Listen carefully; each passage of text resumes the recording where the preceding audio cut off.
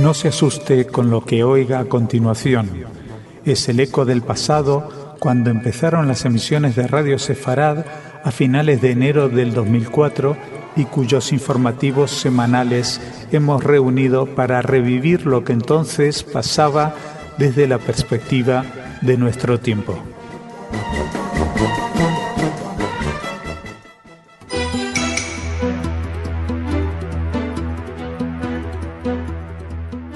Bienvenidos a las noticias. Hoy, desgraciadamente, no está Jordi con nosotros, así que las daré yo solo. Pero después sí tendremos a Ana con nosotros, que nos va a hablar de la parte más cultural. Pues hoy de noticias empezaremos con las declaraciones de Netanyahu sobre la construcción de viviendas en Jerusalén Este. Luego pasaremos a la visita del presidente de Brasil, Lula da Silva, que llegó a Israel y le pidieron ayuda frente a la amenaza iraní. Seguiremos con el arresto que se ha producido en Egipto a un periodista israelí en la frontera de ambos países y terminaremos con una revelación sobre los nazis que planearon infiltrarse en el Vaticano durante la Segunda Guerra Mundial. Pues como decíamos, empezamos con las declaraciones de Netanyahu. El primer ministro israelí Benjamin Netanyahu declaró este lunes en el Parlamento que la construcción continuará en Jerusalén como ha sido la costumbre durante los últimos 42 años. Estas declaraciones llegan a pesar de la crisis con Estados Unidos tras el anuncio de la construcción de nuevas viviendas en la parte este de la ciudad. 1.600 casas fue la cifra que Israel anunció que pretende construir.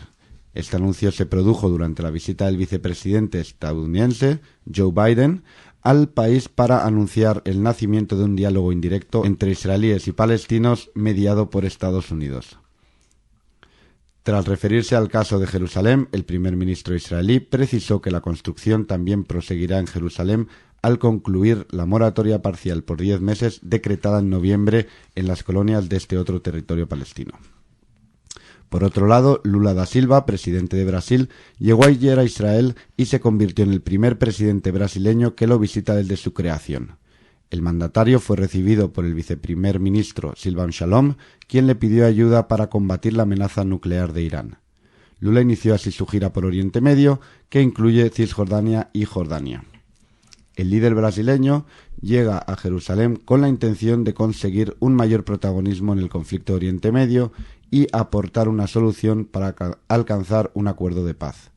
Shalom también invitó al presidente a participar en el proyecto para conectar el Mar Muerto con el Mediterráneo.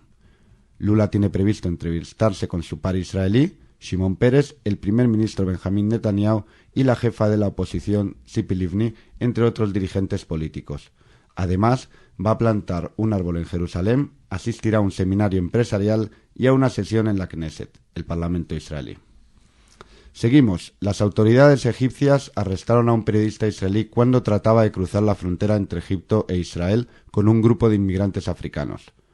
Un funcionario egipcio de seguridad dijo que el periodista no tenía documentos ni dinero, pero que estaba haciendo un reportaje sobre inmigrantes africanos que entran ilegalmente a Israel desde Egipto.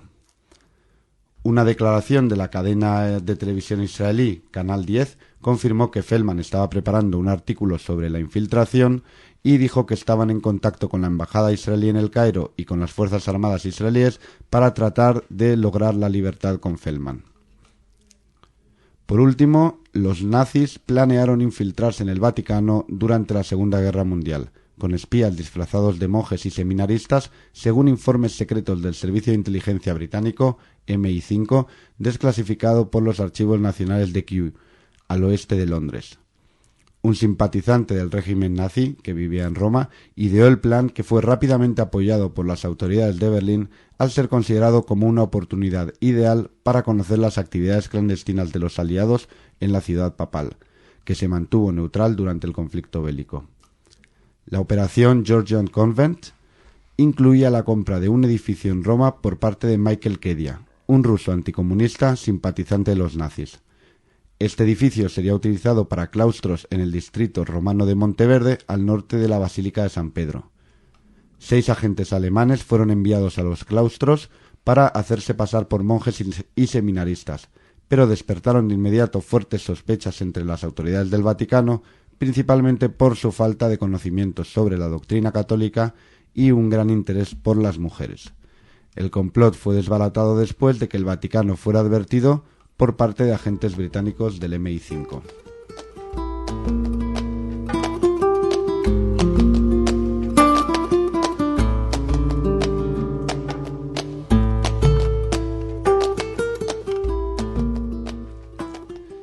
Y ahora damos la bienvenida a Ana.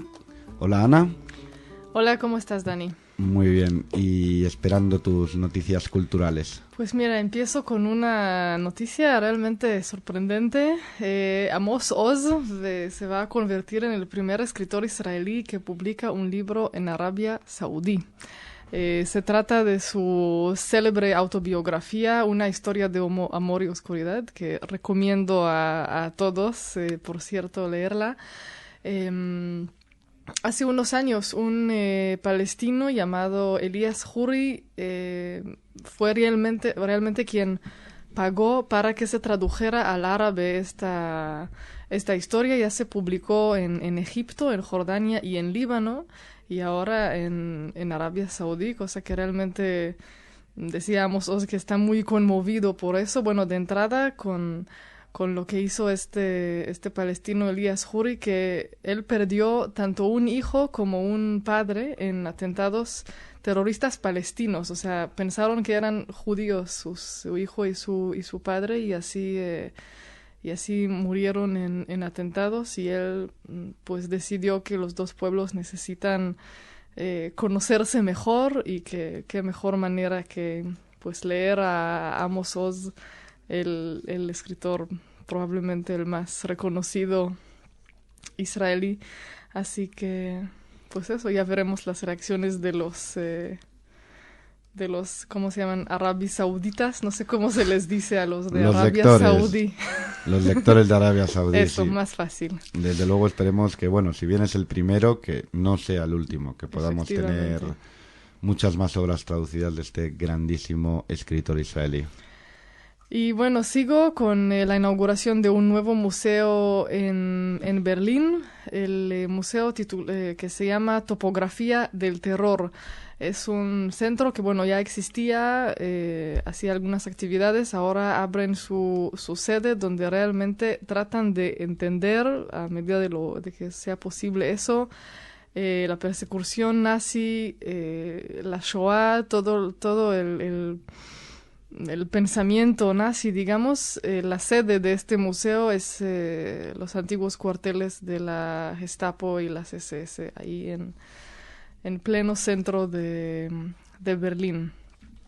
Y por último, de vez en cuando nos siguen estas noticias sobre obras de arte que fueron pues robadas o compradas de alguna manera por los nazis de los judíos, y ahora salen algunas demandas de los propietarios, bueno, sus hijos o nietos. En ese caso, la obra El arte de la pintura de Johann Vermeer, una de las grandes obras del barroco del siglo XVII. Hitler mismo quiso comprarla, y lo hizo en el año 1940, de una familia así de aristócratas austriacos, una familia Chernin. Ellos no eran judíos, pero quien era esposa en ese momento de este conde Chernin era judía, y este conde pensaba que vendiéndole a Hitler esta obra que tanto quería, a lo mejor así se salvaría su esposa y su familia. Y ahora los herederos de Chernin están intentando recuperar esta obra, que se quedó en Viena, en el Museo de Historia del Arte. Ya veremos. Sí, yo creo que todavía el porcentaje de obras conocidas que fueron expoliadas a los judíos durante la Segunda Guerra Mundial es muy bajo, sí. Así que desgraciadamente creo que seguiremos teniendo noticias de este estilo. Sin duda. Muchas gracias, Ana. Gracias un día ti. más por estar aquí con nosotros, y mañana mucho más. Gracias.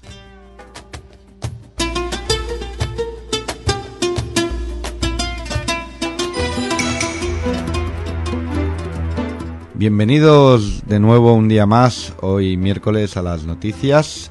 Tenemos primero con nosotros a Jordi. Bienvenido, Jordi. Hola, Dani, ¿qué tal de nuevo? Y luego, como siempre, tendremos a Ana con las noticias culturales. Hoy vamos a hablar del Día de la Furia, que tras el llamamiento de Hamás hubo varios enfrentamientos en Jerusalén.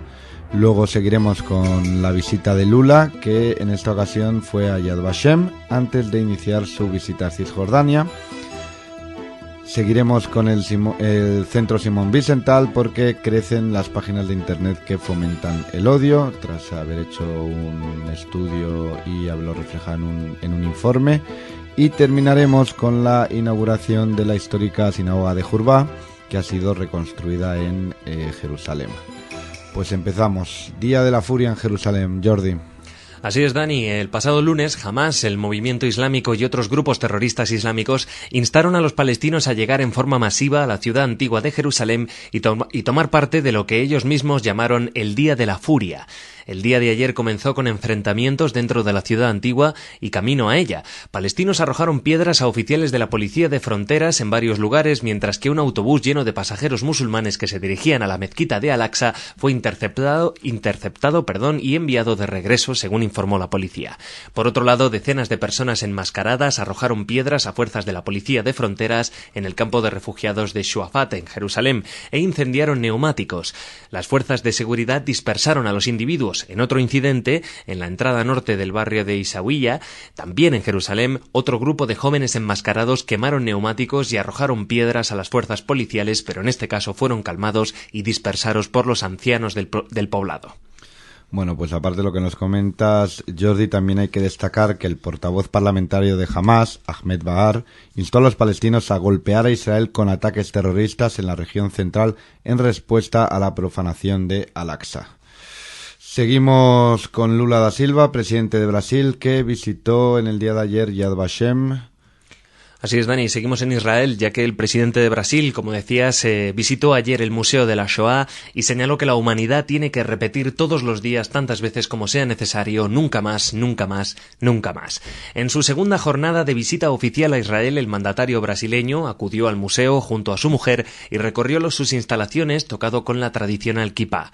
Estuvo acompañado en todo momento por el presidente del Estado de Israel, Shimon Peres, y el rabino del Consejo de Yad Vashem, Meir Lau, participando en una ceremonia oficial en la denominada Sala de la Memoria. Lula aseguró que la visita al Museo de la Shoah debería ser obligatoria para todos los seres humanos que quieran dirigir una nación y que la experiencia hace que uno salga de allí con la certeza de saber lo que puede pasar cuando la irracionalidad se apodera del ser humano. Bueno, pues esperemos que después de estas palabras Lula entienda mejor que no podemos permitir que su amigo Ahmadinejad siga negando la Shoah y siga amenazando con destruir Israel. En fin, decir que después de la visita a Yad Vashem también visitó la Universidad Hebrea y luego se desplazó a la ciudad cisjordana de Ramallah para mantener un encuentro con el presidente de la Autoridad Nacional Palestina, Mahmoud Abbas. Y seguimos con el Centro Simón Wiesenthal y el informe que acaba de publicar, en el que aclara que crecen las páginas de internet que fomentan el odio. Así es, Dani, no nos vamos a cansar de denunciar estas páginas de internet que dan refugio a estas ideas antisemitas o xenófobas en general.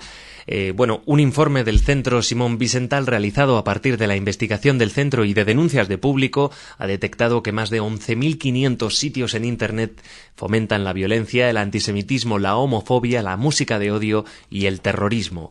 El vicedecano del centro, Abraham Cooper, ha mostrado en una conferencia de prensa ejemplos de odio en Internet que incluye vídeos de extremistas que pedían reclutas y mostraban cómo hacer artefactos explosivos caseros. Otros eran juegos en línea que ofrecían desde bombardear a los supervivientes del terremoto de Haití hasta disparar a inmigrantes ilegales o a homosexuales. Además, algunos grupos extremistas están promocionando con fuerza entre sus seguidores la idea de operar como lo que ellos llaman lobos solitarios y no en grupo. Algunos de los grupos de Facebook identificados van desde el Día Nacional de Patear a un Pelirrojo hasta Me encanta pegar a curris, expresión despectiva para personas de origen indio. La cifra supone un aumento del 20% de los grupos violentos y xenófobos en la red frente a los 10.000 casos del año anterior. Datos preocupantes, Jordi. Como has dicho, no nos vamos a cansar de denunciar todo esto. Hace 2 semanas aproximadamente teníamos a Esteban Ibarra con nosotros. Ya lo denunció él, ya lo dijo, ya habló del incremento en el porcentaje de páginas web de Internet y seguiremos así hasta que las autoridades se lo tomen un poquito más en serio. Y terminamos con la inauguración de la histórica sinagoga de Jurba, que ha sido reconstruida en Jerusalén. Así es, Dani. Esta histórica sinagoga fue destruida por la Legión Jordana en su asalto a Jerusalén en mayo de 1948 y ayer fue reinaugurada. Ubicada en el barrio judío de la ciudad antigua de Jerusalén, construida en piedra blanca y con una cúpula semicircular, la emblemática sinagoga recupera los motivos neobizantinos de su arquitecto original, Asaf Efendi, y los coloridos grabados que adornaban sus interiores. Los festejos para la inauguración comenzaron el domingo con una ceremonia en la que se recibió el rollo de la Torá, presenciado por cientos de personas. Los actos se producen en medio de grandes medidas de seguridad en torno a la ciudad antigua, con un despliegue policial importante y el cierre de los territorios palestinos decretado por el Ministerio de Defensa hasta el martes. Líderes religiosos palestinos han advertido de que la reconstrucción de la sinagoga podría allanar el terreno a que judíos de extrema derecha traten de reconstruir el tercer templo judío sobre la explanada de las mezquitas. Bueno, efectivamente, una de las cosas que se dice es que una vez que esta sinagoga haya sido reconstruida, pues que allanaría el camino para que venga el Mesías o el Mashiach. De todas formas, bueno, el responsable de Al-Fatah para asuntos de Jerusalén, Hatem Abdelkader, ha exhortado a los palestinos a confluir en Al-Aqsa para salvarla de los intentos israelíes de destruir la mezquita y reemplazarla con el templo. Hay que tener en cuenta que, bueno, esto es lo que ha propiciado el Día de Furia a Jerusalén. Nosotros, de todas formas, lo queríamos dar como una buena noticia, una inauguración histórica. Y con esto nos vamos a despedir. Hasta mañana, Jordi. Hasta mañana, Dani. Y como todos los días, nos quedamos ahora con Ana y con las noticias culturales.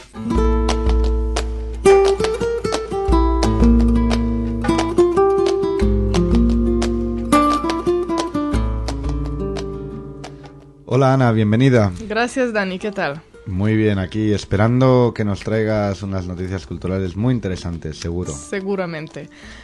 Bueno, empiezo con una noticia de aquí, de Tarazona, esta ciudad que forma parte de la red de juderías.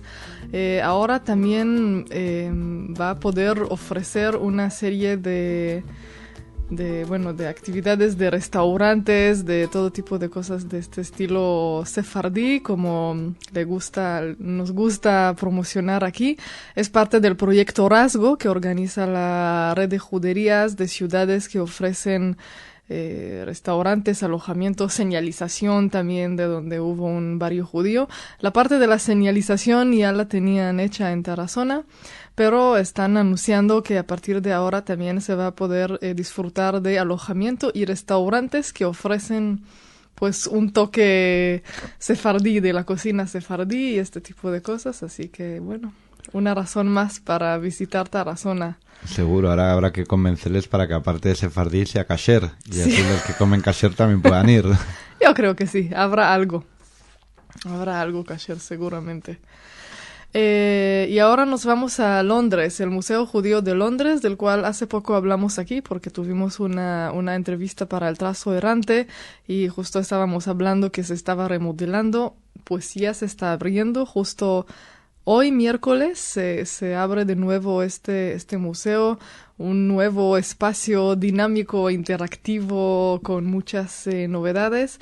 Originalmente este museo pues está dedicado a la comunidad judía británica, las huellas que dejó en arte sobre todo.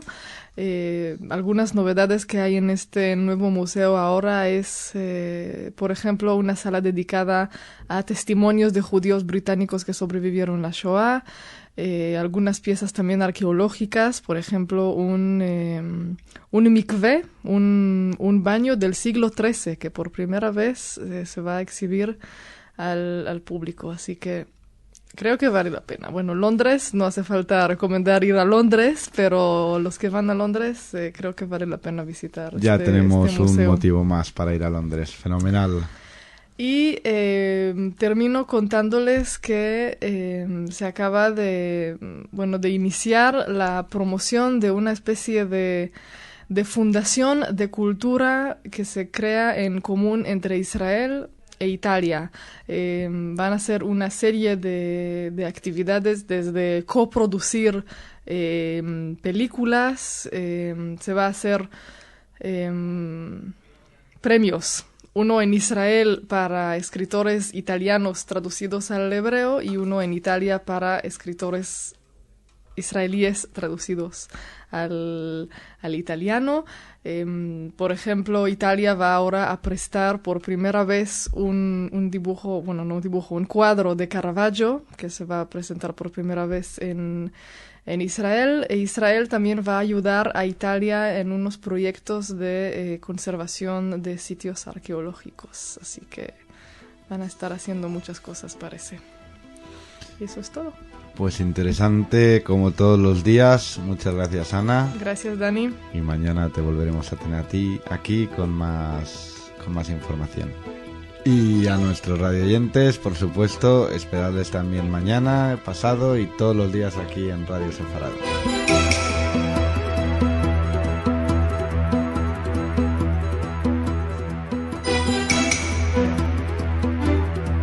Bienvenidos a las noticias, hoy jueves 18 de marzo y como siempre tenemos a Jordi con nosotros. Hola, Jordi. Hola, Dani, ¿qué tal? Hablaremos un poco de la actualidad de Israel, del antisemitismo y después pasaremos, como todos los días, a hablar de las noticias culturales con Ana. Bueno, pues hoy las noticias de actualidad nos traen la visita de Ehud Barak a Madrid, que se ha reunido tanto con el presidente del gobierno, Rodríguez Zapatero, como con Miguel Ángel Moratinos y con su homóloga Carme Chacón. Después pasaremos a Estados Unidos y las conversaciones indirectas de paz entre israelíes y palestinos. Y después ya pasaremos a la parte de antisemitismo, donde se va a citar a directivos del diario Clarín de Argentina por publicaciones antisemitas y un juicio a Paolo Munzi por acusaciones de antisemitismo. Así que, Jordi, si te parece, empezamos por el principio, como debe ser, y vamos a la visita de Ehud Barak a España y sus reuniones. Así es, Dani. El presidente del gobierno, José Luis Rodríguez Zapatero, se ha reunido en la Moncloa con Ehud Barak y le ha pedido al gobierno israelí que haga un esfuerzo para resolver el malentendido generado con Estados Unidos por el anuncio de que construirá 1.600 nuevas viviendas en Jerusalén Este. Barak, a su vez, trasladó al presidente español su preocupación por el programa nuclear iraní y Zapatero le ha garantizado que España, como presidente de turno de la Unión Europea, buscará el máximo consenso para mantener una posición unívoca con el fin de impedir que el desarrollo de la energía nuclear en Irán pueda poner en peligro la seguridad internacional.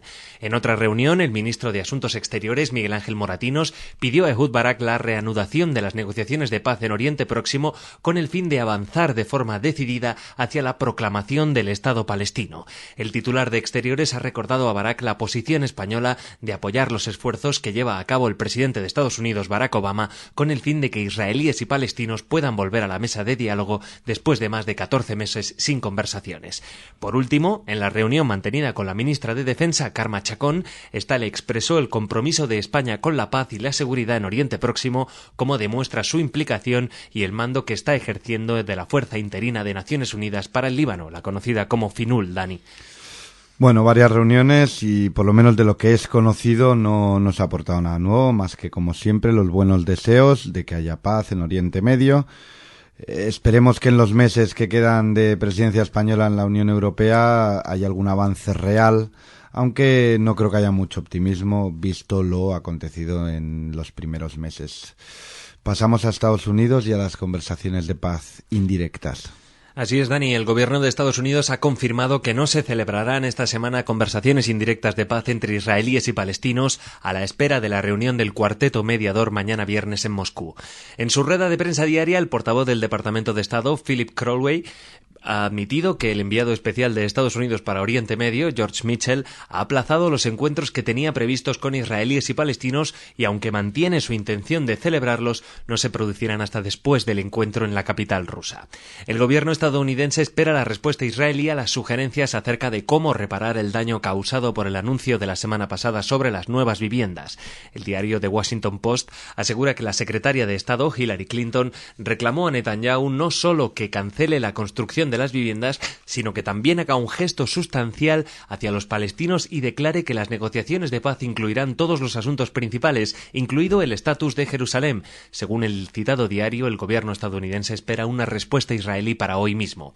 A pesar de la significativa suspensión del viaje del enviado especial estadounidense para Oriente Medio, Clinton ha asegurado que los lazos entre Israel y Estados Unidos son fuertes e indestructibles y no hay crisis en su relación. La secretaria de Estado, además, y Netanyahu coincidirán en Washington a partir del fin de semana, ya que ambos tienen previsto participar en la reunión anual del American Israel Public Affairs Committee.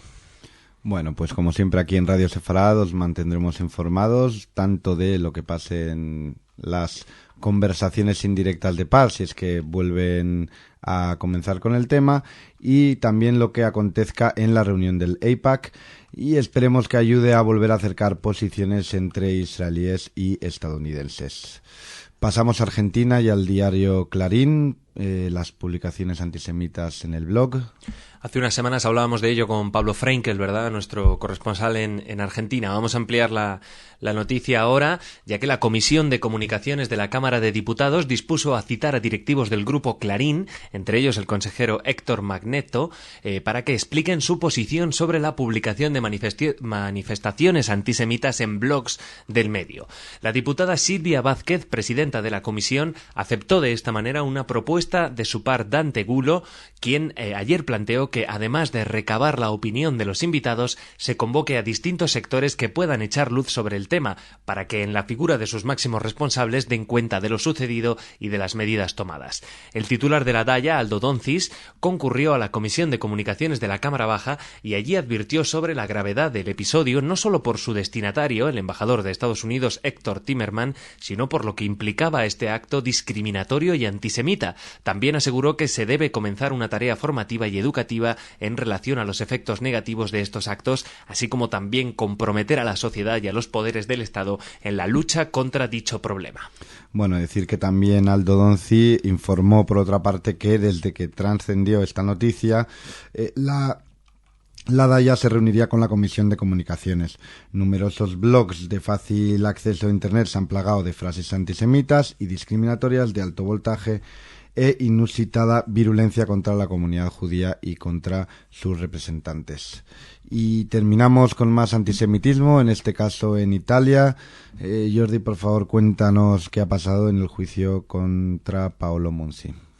Un fiscal de Roma, Dani, pidió ayer 3 años de prisión o 3 de actividades sociales en Cáritas para Paolo Monsi, de 41 años, por haber difundido por Internet una lista de 162 profesores universitarios a quienes tildó de miembros de un presunto lobby judío.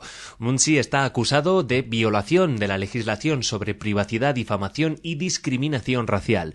Contra él se constituyeron en acusación privada la Unión de Comunidades Judías Italianas, la Comunidad Judía de Roma y 2 de los profesores citados en esa lista que hablábamos. La sentencia debería pronunciarse en una audiencia fijada para el próximo 8 de abril, Dani. Bueno, pues con estas 2 noticias de antisemitismo te agradecemos, Jordi, el estar otra vez con nosotros, y vamos a pasar ahora a algo más cultural y seguro que más positivo con Ana.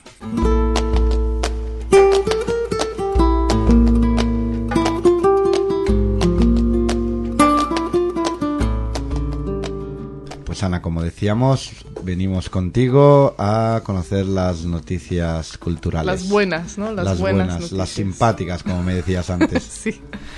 Bueno, pues comienzo con Sultana Wahnon, creo que ya la conocen algunos de nuestros oyentes, es catedrática de Teoría de la Literatura de Granada y desde hace 2 días es la nueva integrante de la Academia de las Buenas Letras de Granada.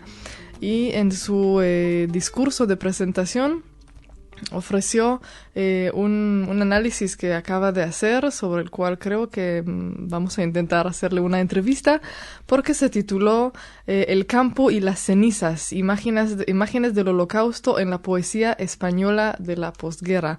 Estuvo analizando la poesía a partir de los años 40 durante la guerra y ver si hay algún rastro de la Shoah en la poesía. En los años 40 y 50 encontró poco, hubo un silencio al respecto, pero a partir de los años 60 parece que sí encontró varios poetas españoles que hicieron referencia a la Shoah en sus obras, como, bueno, ya hablamos aquí de Max Aub y también habla de Miguel Fernández, de León Felipe. Bueno, vamos a tratar sin duda de hablar con ella para que nos cuente un poco más sobre este tema. Después les quiero contar que en Nueva York, en el Museo de la Librería Morgan en Manhattan, se puede ver en estos días una pequeña exposición que, bueno, es más bien una exposición de cartas, pero son cartas que escribió J.D. Salinger, el gran escritor que falleció recientemente y que ahora seguramente poco a poco irán saliendo cartas que ha escrito. En este caso son cartas que escribió a un amigo que era un diseñador gráfico, que de hecho le hacía las portadas de sus libros. Y bueno, una buena noticia para sus admiradores que salió de estas cartas es que cuenta que sigue escribiendo, porque después de que desapareció del mundo público existía una duda sobre si sigue escribiendo o no, y por lo menos según estas cartas sí. Entonces podemos esperar para ver si se publica alguna cosa inédita de Salinger. Y termino con Los Simpsons, porque... ¿Con Los Simpsons? Sí.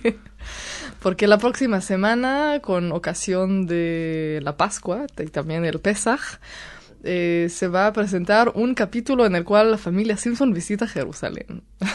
Bueno, ese no nos lo podremos perder. No se puede perderlo. No sé cuándo se va a emitir en España, pero bueno, hay que estar atentos. En España dentro de 3 o 4 años probablemente. Exactamente, pero bueno, nuestros oyentes de Estados Unidos y de otros lados sepan que tienen que buscar este capítulo donde visitan Jerusalén, y obviamente a Homer le da el síndrome de Jerusalén y cree que es el Mesías. O sea, creo que debe ser divertido. Y es todo.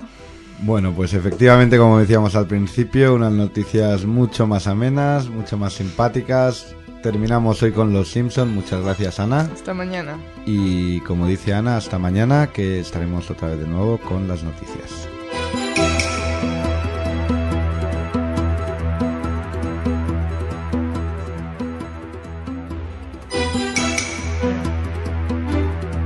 Bienvenidos a las noticias. Hoy viernes 19 de marzo. Como todos los días tenemos con nosotros a Jordi. Hola, Dani, ¿qué tal? Hola, Jordi. Hoy, al ser viernes, recordamos que al estar con nosotros desde Jerusalén Salemergui, no daremos muchas noticias de Israel, más bien hablaremos un poco del antisemitismo, que hay bastante de los neonazis últimamente, y luego tendremos con nosotros a Ana para dar las noticias culturales. No obstante, aunque no queramos profundizar en las noticias de Israel, lo que sí no podemos dejar de hablar en primer lugar es del asesinato de un obrero tailandés que trabajaba en un moshav en el Negev, cerca de la frontera de Gaza, por un disparo de misiles Qassam desde Gaza, desde ese territorio. Luego pasaremos a España, porque el fiscal ha decidido recurrir la condena a Pedro Varela, el propietario de la librería Europa, para que se le aumente su condena por delito continuado. Seguiremos con la sentencia que ya hay de los 3 hombres que han sido acusados del robo de la placa de Auschwitz, recordemos el año pasado, y terminaremos con unos jóvenes neonazis argentinos que también han sido condenados a trabajar en el Museo del Holocausto de Argentina. Así que empezamos, Jordi, si te parece, con la triste noticia del asesinato del obrero tailandés. Así es, Dani, es la noticia del día. Un obrero agrícola tailandés murió ayer cuando el cohete cayó sobre un moshav de la localidad israelí de Ashkelon, a pocos kilómetros de la frontera norte de la Franja de Gaza. El viceprimer ministro israelí, Silvan Shalom, prometió una respuesta adecuada y fuerte de Israel. El ataque fue reivindicado por un grupo salafista de Gaza, Ansar al-Sunna, vinculado a la red islámica Al-Qaeda. El comunicado del grupo terrorista destaca que un colono sionista murió y que este ataque yihadista es la respuesta a la agresión sionista contra la mezquita Al-Aqsa, los lugares santos y su pueblo en Jerusalén. El disparo del cohete se produjo en momento en que la alta representante de la Unión Europea para las Relaciones Exteriores, Catherine Ashton, efectuaba una breve visita en la Franja de Gaza. Tras conocerse la noticia, Ashton expresó su condena a todo tipo de violencia. Bueno, pues hay que destacar que es la primera vez que un cohete disparado desde la Franja de Gaza ha causado un muerto en Israel desde el fin de la ofensiva israelí a finales de 2008, inicios de 2009. Aún así, tampoco debemos dejar de recordar que en poco más de un año se han lanzado ya 330 misiles, o sea, prácticamente una media de uno diario de estos misiles Qassam desde Gaza, que es una cifra muy elevada para tratarse de un año, entre comillas, pues tranquilo. Venimos a España, Jordi, hablamos de la condena a Varela, que ha sido recurrida por el fiscal. Ya informamos de ello aquí en Radio Sefarad, pero el propietario de la librería Europa, Pedro Varela, fue condenado a principios de este mes a 2 años y 9 meses de prisión por un delito de difusión de ideas genocidas y otra contra los derechos fundamentales a través de las obras que editaba y vendía en su local, así como de las conferencias que organizaba. Según ha informado las fuentes judiciales, el Ministerio Público celebra la condena porque abre la puerta al ingreso en prisión del librero, que en 2008 logró eludir los 5 años de prisión que se le impusieron en una anterior sentencia al recurrir con éxito ante el Tribunal Constitucional.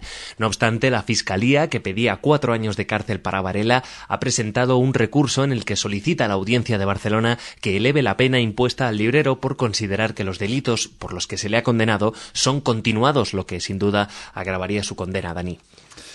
Bueno, pues no podemos dejar de comentar que Varela, que no cuenta con antecedentes por su anterior condena, porque ha sido ya cancelada, no va a tener que ingresar en prisión para cumplir esta pena de 2 años y 9 meses de momento, si es que no se eleva, ya que hasta que no sea firme no va a tener que entrar, lo cual, bueno, pues vamos a esperar a ver qué es lo que pasa finalmente.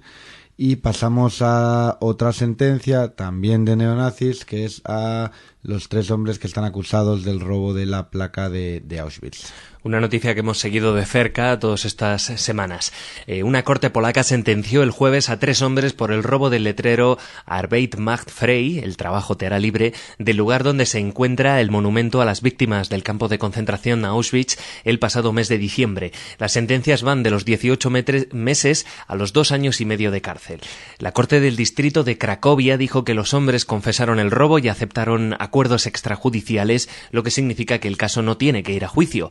El hecho ocurrió durante la noche del 17 al 18 de diciembre. El robo del cartel conmocionó a los sobrevivientes de la Shoah, así como a otras personas comprometidas con la preservación del lugar de Auschwitz-Birkenau. Los ladrones dejaron marcas en la nieve y luego cortaron el letrero en 3 partes para poder transportarlo con mayor facilidad, pero se dejaron en la nieve la última letra, la I. Las autoridades dijeron después que los que perpetraron el robo eran ladrones menores y que trabajaban por cuenta de otros. Bueno, con respecto a esto también hay que decir que ya hay un sueco que tiene antecedentes neonazis, Anders Högström, que está bajo arresto en Suecia y en camino de ser extraditado a Polonia.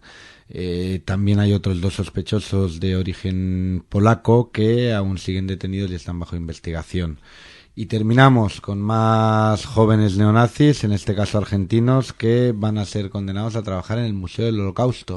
Pues así es, Dani. Un tribunal de Buenos Aires dictaminó que los skinheads, los cabezas rapadas, deberán acudir al Museo del Holocausto de Artinta para participar en acciones pedagógicas y culturales desarrolladas en esa institución y para que tomen un conocimiento directo de las horrendas circunstancias y víctimas del exterminio de judíos en la Alemania nazi.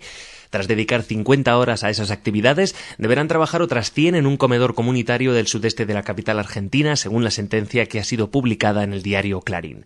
Recordar que los jóvenes neonazis fueron apresados a mediados de agosto pasado cuando una patrulla policial los descubrió pintando cruces esvásticas en una sinagoga y en comercios de un conocido barrio del centro de Buenos Aires con un gran porcentaje de población judía. La policía se incautó de armas de fuego, cuchillos, uniformes e insignias nazis, además de vídeos racistas, tras registrar los domicilios de los detenidos. Pues aquí desde Radio Sefarad, desde luego, vamos a estar muy pendientes, muy expectantes de esta sentencia cuando se ejecute, pues para ver si realmente esto puede suponer un cambio en la actitud de estos jóvenes neonazis.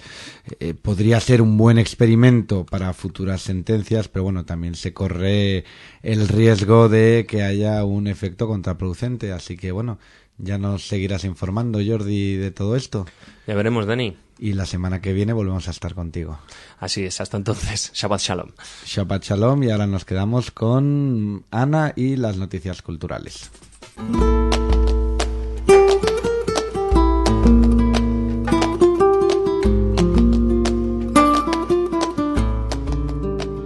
Bueno, Ana, tras la tristeza del fallecimiento de este obrero tailandés, esperamos tus noticias culturales que sean, por supuesto, mucho más animadas. Sí, seguramente.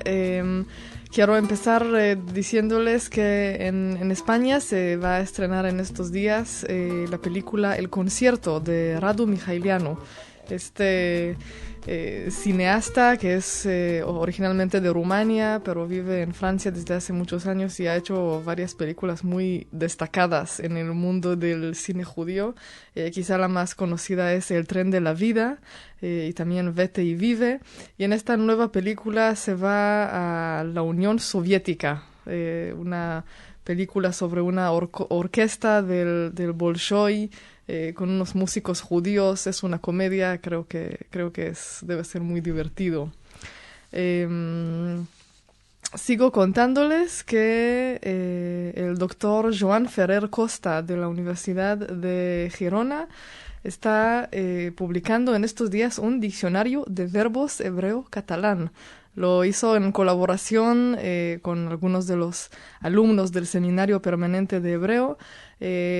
Ahora solo se publicó en un CD, pero pronto se va a publicar también como un libro que va a sacar la propia Universidad de Girona.